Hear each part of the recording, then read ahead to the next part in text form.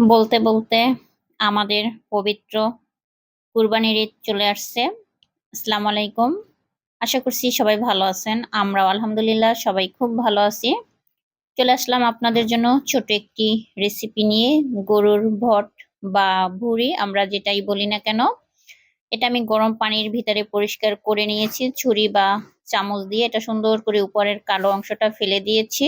তারপরে আমি এটা হলুদ দিয়ে গরম পানিতে ফুটিয়ে নিব 5 মিনিটের মতো, কারণ ভট থেকে একটু গন্ধ আসে, সবাই জানি আমরা। আর এটা সুন্দর করে পরিষ্কার করে নিলে গন্ধটা আসবে না। যারা ভট খেতে পছন্দ করেন না, অবশ্যই তারাও খেতে পারবেন এইভাবে সুন্দর করে পরিষ্কার করে রান্না করলে। এখন আমি দিয়ে দিব সয়াবিন তেল, সাথে পেঁয়াজ কুচি। এখানে আমি মশলা নিয়েছি আদা, রসুন, জিরা, ধনের গুঁড়া, হলুদের গুঁড়া, মরিচের গুঁড়া, পরিমাণ মতো লবণ, দারচিনি, এলাচ দিয়ে এটা আমি এখন রান্না করব। আর এটা একদিনে রান্না করলে ভালো লাগে না খেতে, বেশ কয়েকদিন জাল দিয়ে দিয়ে এটা রান্না করলে খেতে অনেক বেশি টেস্ট হয়। এটা আমি বেশ কয়েকদিন জাল দিয়ে আজকে আমি বাগার দিব। এখানে পেঁয়াজ আর রসুন পুড়ে আমি বাগার দিয়ে দিয়েছি।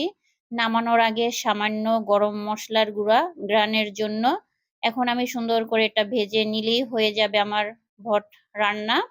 ছোট একটি রেসিপি শেয়ার করলাম আপনাদের সাথে, আশা করছি সবার ভালো লাগবে।